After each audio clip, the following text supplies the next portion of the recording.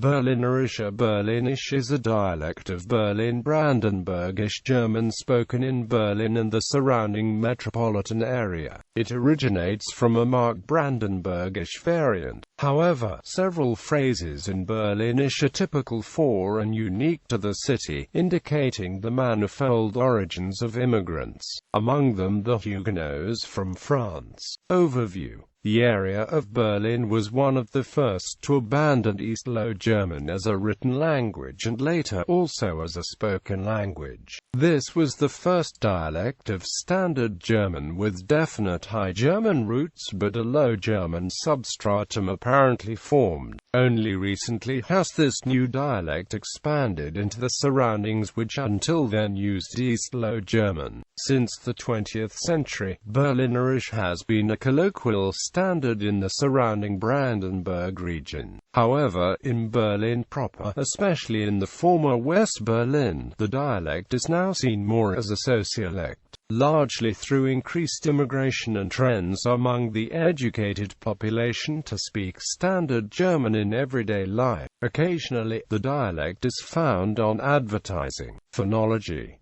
Berlinerisch pronunciation is similar to that of other High German varieties.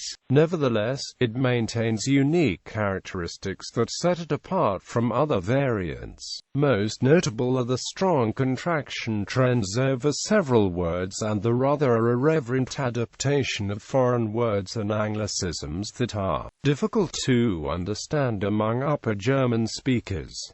Also, the letter G is pronounced as a Y sound. This is exemplified in the word for good, in which gut becomes jut. Grammar. Berlinisch grammar contains some notable differences from that of Standard German. For instance, the accusative case and dative case are not distinguished. Similarly, conjunctions that are distinguished in Standard German are not in Berlinisch. For example, in Standard German, when is used for conditional, theoretical, or consistent events and one is used for an events currently occurring or questions.